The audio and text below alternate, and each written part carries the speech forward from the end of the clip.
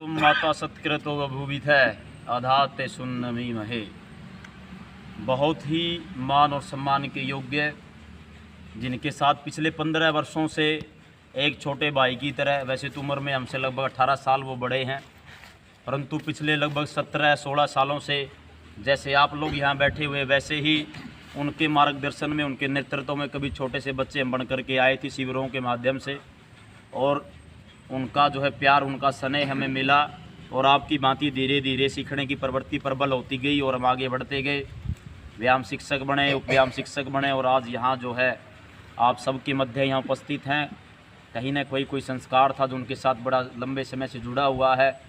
बहुत ही सम्माननीय हमारे आचार्य सेन सरपाल जी और आर्य समाज के बड़े जाने माने भजनोपदेशक, जिनको आप सब दादाजी कह करके बुलाते हैं, हमारे लिए पिता तुल्य हैं, आदरणीय सोमपाल जी, मेरे बेहद विशेष साथी जो निरंतर मेरे सहयोग के रूप में और आप लोगों की सेवा, सुरक्षा और सहयोग के लिए यहाँ निरंतर कार्यरत रहते हैं, भाई अनिल आर्य जी और उपस्थित ब्रह्मचारियों। अभी आचार्य जी ने जो बात कही ये बहुत महत्वपूर्ण विषय है। महत्वपूर्ण विषय इसलिए क्योंकि ये आप सबके भविष्य से जुड़ा हुआ विषय है। दूसरी महत्वपूर्ण बात ये भी है कि ऐसे मौलिक विषय, इनकी जानकारी हर व्यक्ति के पास होती भी नहीं है।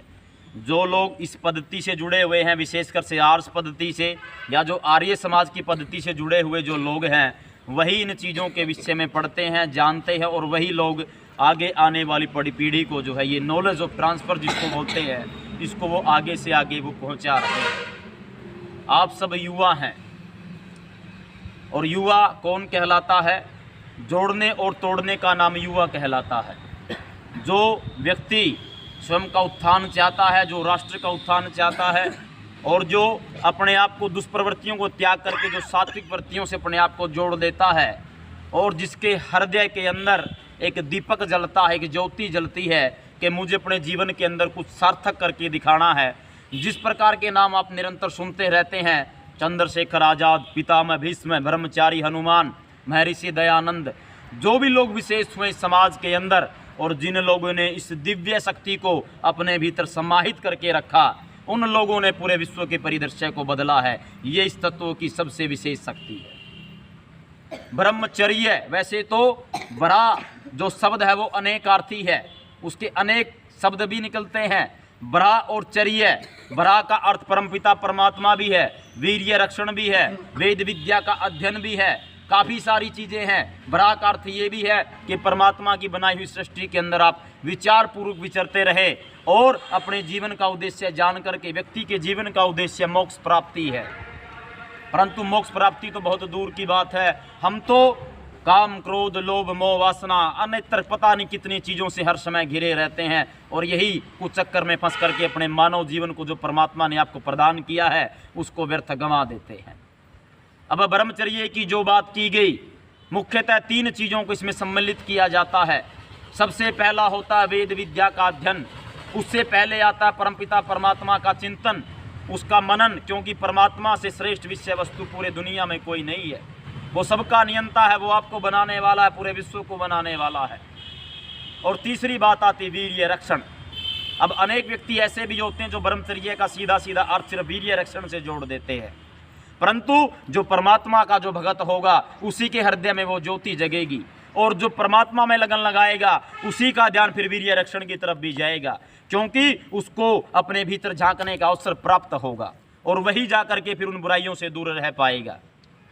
जो परमात्मा का भजन करेगा उसकी मेधा बुद्धि भी बड़ी तेज और कुशाग्र होगी, तीव्र होगी, और वही व्यक्ति जा करके वेद का अध्ययन करेगा, वही व्यक्ति जा करके विद्वान बनेगा और जो विद्वान बनेगा वही जा करके वीर्य के मूल्य को पहचानेगा और वही व्यक्ति फिर श्रेष्ठ बनेगा और ब्रह्मचारी बनेगा। यदि पितामह भीष्म ने 175 वर्ष की उम्र में भी 175 वर्ष की उम्र में प्रतिदिन 10,000 पांडव सैनिकों का वध करके वो कौरवों के शिविर के अंदर लौटा करते थे। संसार का सबसे श्रेष्ठ धनुर्धर, जिसके मुकाबले कर्ण के सिवा दुनिया अन्यत्र कोई दूसरा व्यक्ति नहीं था, जो उसको परास्त कर सके, छक्के छुड़ा दी अकेले भीष्म पितामह ने। हर रोज 10,000 आदि से ज्यादा पांडवों की सेना उन्होंने स्वयं क्षीण कर दी थी और जब कोई उपाय नहीं बचा तब श्री कृष्ण के पास आकर के पूछा था कि इनकी मृत्यु किस प्रकार होगी। तो फिर पितामह भीष्म के पास अन्यत्र कोई शक्ति नहीं थी, वो ब्रह्मचर्य रूपी रसायन था जिसका पान करके वो 250 साल की उम्र में भी युवाओं की भांति दहाड़ते थे। अब ऋषि दयानंद की बात आप ले लीजिए। एक अकेला व्यक्ति जो समर के अंदर उतरा और समर के अंदर उतर करके सारे विरोधियों के छक्के छुड़ा दिए। पूरा जमाना एक तरफ था और अकेले दयानंद लंगोट बन एक तरफ थे। परंतु दयानंद के अंदर यदि सबसे बड़ी कोई शक्ति थी वो ब्रह्मचर्य की शक्ति थी। और अनेकों बार उन्होंने इस चीज का उदाहरण दुनिया वालों के सामने प्रस्तुत किया। चाहे ठाकुर विक्रम सिंह की तलवार के 2 टुकड़े कर देने हो, चाहे जो है घोड़े की बग्गी को रोक देना हो, चाहे जो है भरी भार से बड़ी गाड़ी को जो है कीचड़ से एक धक्का मार करके निकाल देना हो, चाहे हजारों पंडितों के मध्य बैठ करके सबको जो है निरुत्तर कर देना हो, यदि कोई स्ववास्तविकता में शक्ति दयानंद के पास थी वो भी ब्रह्मचर्य रूपी अमृत रसायन का पान था। ठीक किसी प्रकार एक नाम और आता है, एक नाम आता है महावीर हनुमान का। महावीर हनुमान को वज्रदेव बोला जाता है। उनकी मां अंजना जब पालने में बच्चे को झुला रही थी, जब वो छोटे थे तो ऊपर से गिर गए और नीचे जब गिरे तो मां ने उठाया। लोग दौड़ करके आए कि क्या हो गया, बच्चे को तो बड़ी भारी चोट लगी होगी, परंतु सिर्फ ठुड्डी के ऊपर थोड़ा सा चोट का निशान हनुमान का था, इसलिए वज्रदेव उनको बोला जाता है। सबसे बड़ी विशेष बात उस व्यक्ति के जीवन के अंदर भी यही थी, उस व्यक्ति ने कभी वीर्य की एक बूंद को भी पूरे जीवन के अंदर नष्ट नहीं होने दिया। जिस प्रकार एक सर्प अपने मणि की रक्षा करता है, ठीक वैसे ही ये मणि है तुम लोगों के लिए। आचार्य धन्वंतरी से एक बार उनके जो विद्यार्थी थे उन्होंने पूछा था कि आचार्य दुनिया के अंदर ऐसी कौन सी संजीवनी बूटी है, ऐसा कौन सा रसायन है या कौन सी ऐसी औषधि है जिसका पान करके व्यक्ति शीघ्र न मरेगा न बुढ़ापे को प्राप्त होगा। तो उन्होंने कहा था पूरे विश्व के अंदर केवल मात्र ब्रह्मचर्य रूपी ऐसा अमोघ रसायन है जिसका पान करके व्यक्ति सदैव सदैव के लिए अमर हो सकता है।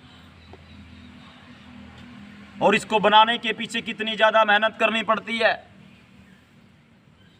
आयुर्वेद ये कहता है यदि आप 40 किलो भोजन करते हैं, 40 किलो भोजन से जाकर के रस बनता है, रस से रक्त बनता है, रक्त से मांस बनता है, फिर मेद बनता है, फिर मज्जा बनता है, हड्डी बनती है और आखिर में जाकर के सबसे लास्ट जो तत्व बनता है 7वां तत्व, उसको वीर्य बोला जाता है। यदि 40 किलो भोजन आप खाएंगे, उस 40 किलो भोजन में से सिर्फ 2 से 3 तोला वीर्य बनता है। और जो कोई व्यक्ति कुचेष्टा करता है, कोई हस्तमैथुन करता है, कोई रगड़ता है, कोई कुछ भी करता है, किसी प्रकार की कुचेष्टा, और इस अमोल रसायन को अपने शरीर से भीतर निकालने का प्रयास जब वो करता है, केवल मात्र एक बार के रसखलन में 4 से 5 तोला वीर्य निकल जाता शरीर से बाहर। अब सब तुम लोग सोच करके देखो, अपने मस्तिष्क के ऊपर बल दे करके देखो, 1 महीने तक तुमने उस जबरदस्त मेहनत की, उस चीज को खाया पिया, अपने भीतर रक्षित किया और क्षण मात्र के आनंद के लिए उस अमोघ शक्ति को शरीर से बाहर फेंक दिया। ये कहाँ की बुद्धिमत्ता है। यदि स्वयं का उत्थान चाहते हो, यदि राष्ट्र का उत्थान चाहते हो और यदि अपने समाज का उत्थान चाहते हो तो ब्रह्मचर्य एक ऐसी सीढ़ी है जिसका पालन करके बड़े से बड़े दुष्कर कार्य को भी बड़े आसानी से और सहजतापूर्वक किया जा सकता है। प्रोफेसर राममूर्ति का नाम आप सबने सुना है। लोहे की मोटी मोटी चैन को इस प्रकार तोड़ देते थे जैसे धागा। और राममूर्ति को छोड़िए, आचार्य जी को आप ले लीजिए, आपने कभी इनका बल प्रदर्शन नहीं देखा। लोहे की मोटी मोटी चैनों को ऐसे तोड़ देना जैसे धागा हो, थाली को बीच में से पाड़ देना, सूल को अपने जो है यहाँ कंठ पे रख करके उसको मोस देना, लोहे के 4 सूत 3 सूत मोटे सरियों को कंठ से लगा करके ऐसे मोस देना जैसे प्लास्टिक हो। ये सब कहाँ से आया? सिर्फ ब्रह्मचर्य रूपी रसायन का चमत्कार था, क्योंकि ऋषि दयानंद के दिखाए हुए मार्ग पर वो चले। और आप भी यदि चलेंगे तो संसार की बड़े से बड़ी शक्ति कभी आपको परास्त नहीं कर पाएगी। ऋषियों ने 4 आश्रम दिए। सबसे पहले ब्रह्मचर्य आश्रम दिया। 1 वर्ष से लेकर के 25 साल तक अवस्था मानी गई है। 20 वर्ष के बाद आपका जो शारीरिक विकास है वो रुक जाता है और आपका जो मस्तिष्क और मेधा बुद्धि का जो विकास है वो तीव्र गति से होता है। इसलिए कहा कि 1 से 25 वर्ष तक तो कम से कम वीर्य की एक बूंद भी शरीर से बाहर नहीं निकालनी चाहिए। जितना वीर्य गाढ़ा होगा, पुष्ट होगा, उतनी ज्यादा शरीर से लड़ने की रोगाणुओं की शक्ति वो 4 गुना बढ़ जाएगी। चेहरे के ऊपर अगाध तेज होगा वाणी के अंदर इतनी स्पष्टता होगी और इतना प्रभाव पड़ेगा, किसी भी व्यक्ति को आप कुछ भी कहेंगे आपकी तरफ चुंबकीय शक्ति की तरफ आकर्षित होता हुआ चलेगा। और अन्यतर आप क्रीम लगाइए, आप पाउडर लगाइए, आप सेंट लगाइए, आप महंगे महंगे परिधान पहनिए, आप कुछ खाइए, यदि जीवन में संयम नहीं है, वीर्य रक्षण नहीं किया, तो सारी चीज़ें धराशायी हैं। फिर आपको बर्बादी की कगार के ऊपर ले जाने से दुनिया की कोई शक्ति रोक नहीं सकती है। 25 वर्ष के बाद अगर आपका मन करता तो आप ब्रह्मचर्य आश्रम के अंदर जा सकते हैं, नहीं कर सकता तो आप पूरा जीवन जो है ब्रह्मचर्य काल के अंदर रह करके समाज की सेवा कीजिए, राष्ट्र की सेवा कीजिए। और मैं तो ये कहता हूँ आप लोग तो बड़े भाग्यशाली लोग हैं। भाग्यशाली इसलिए हैं क्योंकि आपको उस पद्धति के अंदर डाला गया है जिस पद्धति के ऊपर चल करके राम और कृष्ण जो है, राम और राम बने थे और कृष्ण कृष्ण बने थे। ये गुरुकुलीय शिक्षा पद्धति ये हम लोगों ने शुरू नहीं की, आज से 5,500 साल पहले या 1,96,08,53,123 वर्ष पूर्व जब इस धरती के ऊपर प्रथम बार मानव ने नेत्र खोले थे, तब ये पद्धति ऋषि महर्षियों ने शुरू की थी। आप उस पद्धति का हिस्सा है, आप उस संस्कृति के रक्षक बनिए, गर्व कीजिए स्वयं के ऊपर कि आपको इतना सुंदर वातावरण मिला है। और ब्रह्मचर्य रक्षा के साधन भी अनेकों प्रकार के होते हैं। सबसे पहले तो अपने खाने के ऊपर संयम कीजिए, कुविचारों को त्यागिए, मेहनत कीजिए। 25 वर्ष तक तो कम से कम शरीर को फौलाद बनाइए कि बड़े से बड़ा दुष्कर कार्य आपको दे दिया जाए, सहजता से आप उसको कर दें। और किसी ने यह भी कहा है कि बाहर से वही चमकता है जो भीतर से साफ होगा। अगर अंदर वो शक्ति रुक जाएगी तो बाहर अपने आप वो प्रभाव दिखना शुरू हो जाएगा। समझ में आ रही है बात? लोगों की जीवनियाँ पढ़ियो, खास करके उन लोगों की जीवनी पढ़ो जिन लोगों ने आजीवन इन चीज़ों को अपनाया। ठीक है ना? ये वो औषधि है जिसका पान करके मुर्दे भी जी उठते हैं। जवान की परिभाषा क्या होती है? जवान वो होता है जो अकेला 9 लोगों के ऊपर भारी पड़ जाए, वो जवान होता है। परंतु तुम जैसे नौजवानी का तो पता ही नहीं चलता जवानी आई कब है। ठीक है ना? आंखों के नीचे काले गड्ढे बन जाना, चेहरे का रंग फीका पड़ जाना, हाथ पैरों के अंदर कंपन होना, थोड़ी सी रेस लगाते जो है दम फूल जाना, ये सारी की सारी बातें ये ब्रह्मचर्य है। जो नाश जो करते हैं वो लोग, ये सब उन चीज़ों की निशानी होती है। और जो ब्रह्मचर्य का पालन करेंगे, मेधा बुद्धि का तो विकास होगा ही। जैसे गुड़ के अंदर मिठास होती है, छत्ते के अंदर शहद होता है, गन्ने के अंदर रस होता है, और जैसे दीपक के अंदर तेल होता है, ठीक वैसा ही स्थान इस आपका जो ये शरीर है, जो एक मंदिर परमात्मा ने बना करके दिया है, वही स्थान वीर्य का भी है। इसलिए उस वीर्य का रक्षण कीजिए 25 वर्ष तक तो।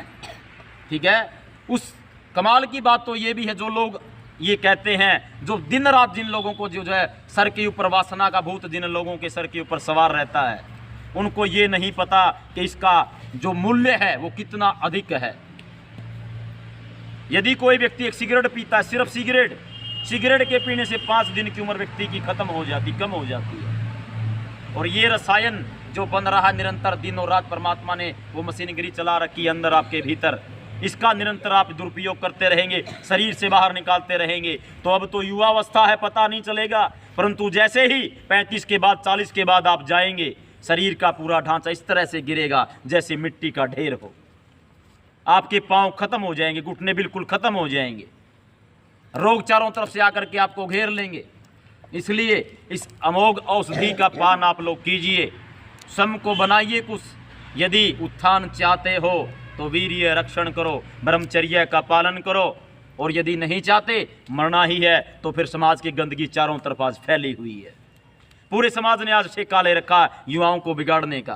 किसी समाचार पत्र को खोल करके देखो, फेसबुक को खोलो, यूट्यूब को खोलो, सोशल मीडिया को कहीं खोलो, सब जगह नारी को आज जो है वासना रूप में जगह जगह नंगे बदन जो है चलचित्र दिखा दिखा करके युवाओं का शोषण किया जा रहा है।